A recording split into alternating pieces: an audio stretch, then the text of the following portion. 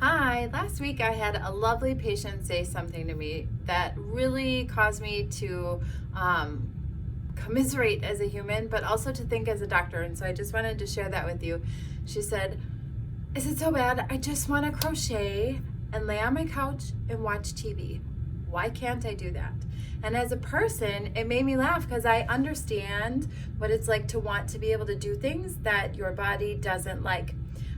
But the doctor in me really felt like I owed her an explanation to help her understand why her body won't cooperate with those wishes, right?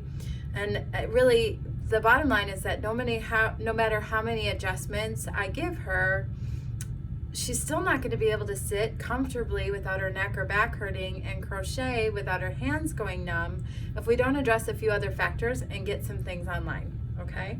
So, because many of my patients can probably relate to that frustration of being in pain and feeling limited by it, I thought I'd use this as an opportunity to kind of teach us all a little bit about pain, why it happens, and the strategies to help you get out of this, okay?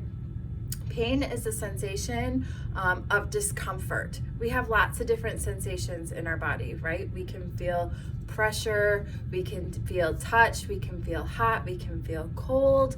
You get numbness or tingling, right? Those are all sensations that we feel. Now, it's our nerves that transmit those sensations to the body. When you think about a nerve, I want you to imagine that it's kind of like a ponytail, right? It's a little bundle of fibers, okay? Each one of those fibers in a ponytail is an individual strand of hair. But in your nerves, each individual nerve fiber has a different job to do. There's different categories and types of nerve fibers, right? And different categories of nerve fibers have different functions. Some transmit pressure, some transmit motor function to make your muscles contract, some transmit cold or heat or pressure or vibration or pain, right? And as far as pain, there's lots of different painful sensations, right? Like we have sharp, shooting, dull, aching, severe pains, minor aches, right? We have lots of different kinds of pain fibers. Generally, we refer to pain fibers in the nerves as nociceptors. So what makes a nociceptor fire? Well, generally, it gets sensitized and sends a message when it receives a certain stimulus. And that stimulus is often a chemical soup that happens when our body is injured or tissue is destroyed, okay? I've written a little notes here to make sure that I cover this the way I want to. So let me just see if I'm on track, okay? So,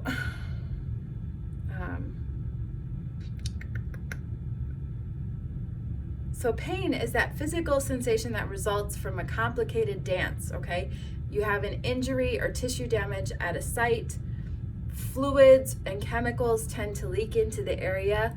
The chemicals that are released attach and bind to those nociceptor fibers, which is like triggers that sensory information then to go into the spinal cord up to the brain, and your brain goes and registers that stimulus or that sense of pain and localizes it to where it goes in the body, right? Generally, painful stimuli aren't there to hurt us or to frustrate us or to hold us back. They are there to help us understand that there's something wrong in the body and to start that cascade of inflammation. That's the first step in the healing process. And also to clue us into the fact that there's damage there and prevent us from continuing to do something that's irritating to the body. Classic example for me is if you wear a poorly fitting shoe, right? Like you get new shoes, you go to a wedding, get something really cute, you put it on the first time, and by the end of the day or after enough wear and tear, you get that blister, right? Because that shoe just rubbed. And what happens when you form a blister is that you get tissue damage, like you've worn a hole through some of that skin, right? What happens when you have a blister? It swells up, it fills with fluid. That fluid is full of chemicals that stimulate white blood cells, repair cells to come into the area, but it also fires up those nociceptors and makes us aware that there's a problem here that we have to fix, right?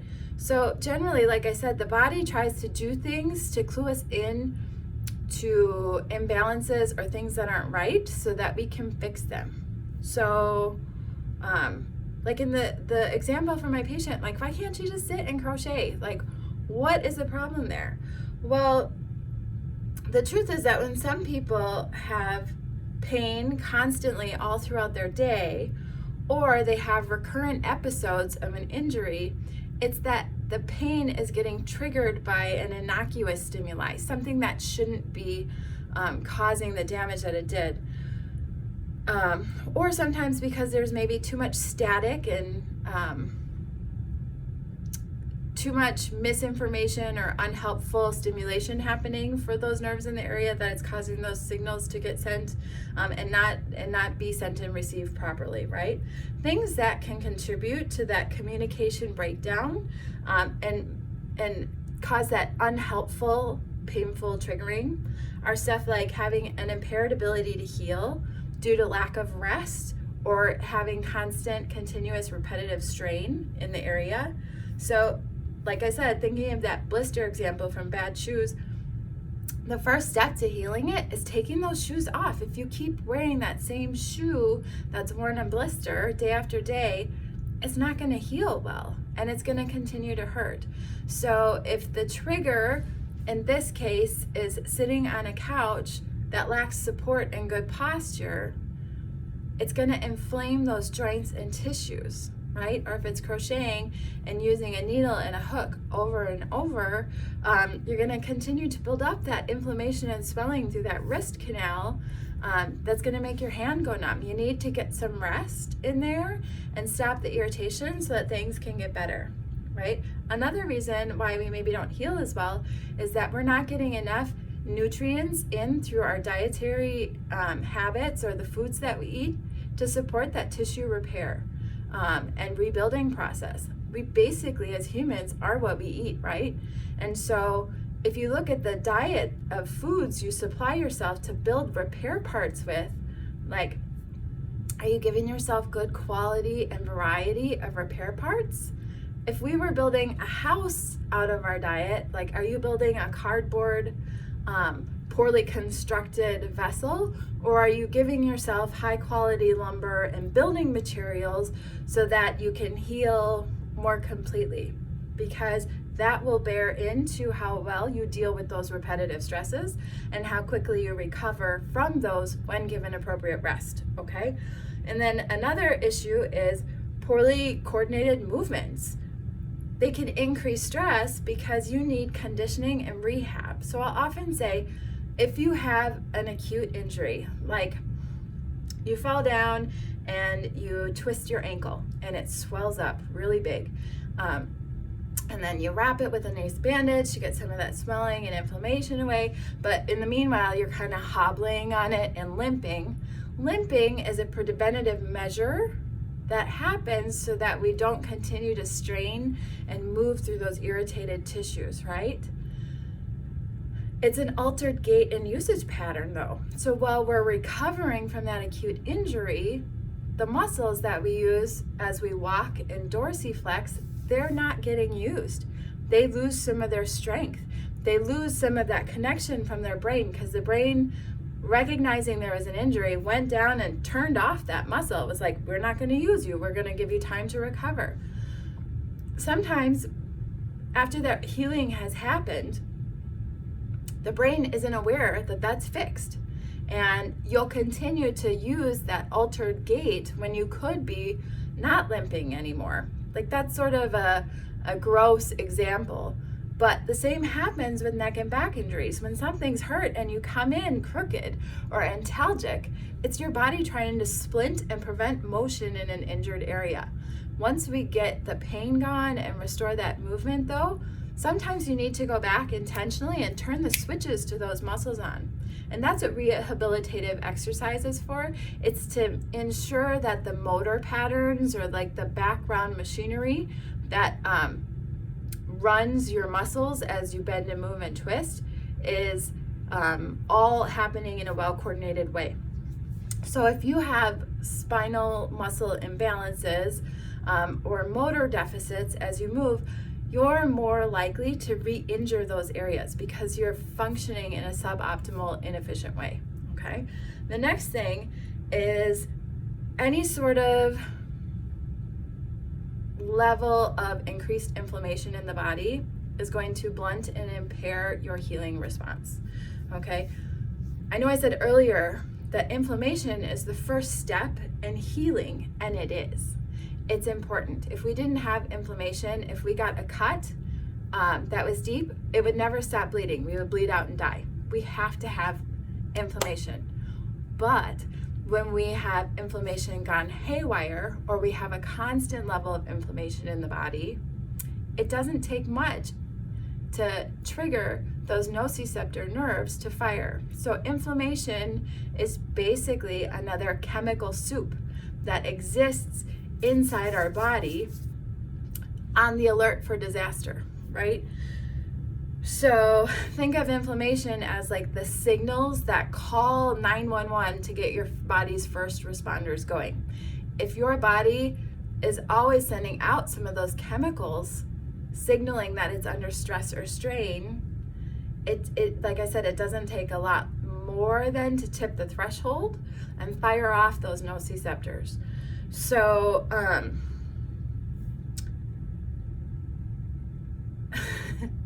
I'm reading my notes, and I said when the body gets used to being on a state of high alert, it's really quick to transmit that there's an injury to the brain. And I said it's like having a little neighborhood busybody firing up the Nextdoor app to complain that there's a barking dog or suspicious car or an unknown person walking through the neighborhood, right? Like, we've all seen that. Most of those times, it's not a concern. It's not something that's harmful. But if you're on high alert, it's really easy then to like trigger and overreact to those stimuli. Same thing happens in the body, okay? So now I want to complicate things even a little bit further and talk about what happens when a fresh injury continues to recur.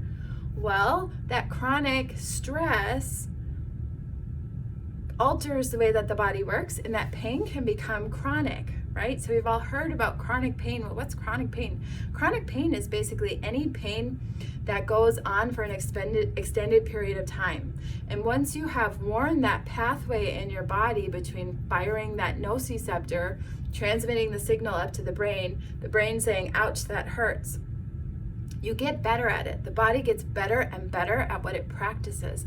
So the more times that you have a recurrent episode of an injury, the less work it takes to fire that nociceptor and get that whole cycle going, right? So it's kind of a quirk of our physiology, just like if when I was in 5th grade band and I played the French horn, the more that I practiced in between lessons, the better that my fingers got at playing the music.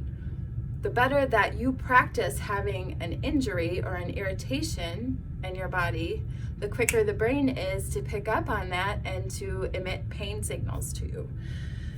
So what are we supposed to do, right? It kind of seems like a catch-22. Well, most of the traditional treatments that are out there for back and neck pain really target or the efforts at reducing that initial or acute flare-up of pain. Chiropractic adjustments improve mobility. They restore better motion in the joints, and they fire the nervous system in efforts to decrease that signaling of damage in a joint. They also can interrupt the transmission of signals that go up to the brain, thereby decreasing some pain. Okay? Physical therapy is there to improve mobility and to restore and rehabilitate those dysfunctional motor patterns to increase stability so that you get less wear and tear in the joint. Medications tend to work around the idea of relaxing the muscles or decreasing inflammation or calming the nerves to decrease pain. So most of these treatments like any other solution to a problem, have their limits to where they're successful, okay? Things that limit the effectiveness of those kinds of treatments are not taking the time to rest or allow for appropriate recovery, not finding ways to decrease your repetitive wear and tear or to decrease the strain that you're building up in your body, not supporting your body by supplying it with what it needs via nutritious food or supplementation to support repair, or being exposed to high levels of stress that push the nervous system more towards the fight or flight response of your nervous system, which is inherently away from the rest, repair, restore, recover part of your nervous system, okay? So basically, if we want to feel better, we need to stop doing the things that promote that ongoing injury and prevent it from healing, and start doing the things that do support us in healing and recovery. So it means that things like we have to increase our stability and strength for physical activities, also increase our endurance. So that means we need to do some therapeutic exercise, right? We need to supply our body with the proper nutrients to repair and rebuild healthy tissues. And we need to learn how to manage our stress to decrease that baseline of chemical havoc that we have putting us out of balance, okay? That's quite a to-do list, right? Like, how do we do any of that? Well, the good news is that Dr. Allison and I are both trained in how to do that. So we would love to talk with you if you have specific questions about stretches or strengthening or those kinds of things. And we would be happy to give you some personalized strategies to help you really feel your best, okay? If you want our advice and support, my advice is to schedule some extra appointment time. As many of you know, when you go in to schedule an appointment, there's a drop-down box with lots of different things. I would pick the extended appointment because it gives us a little bit more time to kind of break through some of these factors that might be impairing your ability to recover as well. So I know that's a mouthful. I've spent almost 20 minutes here giving you a neuroanatomy lesson, but I think it's really essential to the work that we do and helping all of us really feel our best. So anyway, I hope you got something out of this. I'm a neuroanatomy total nerd, so if you have questions, shoot, I'd love to chat more. All right, take care. Bye-bye.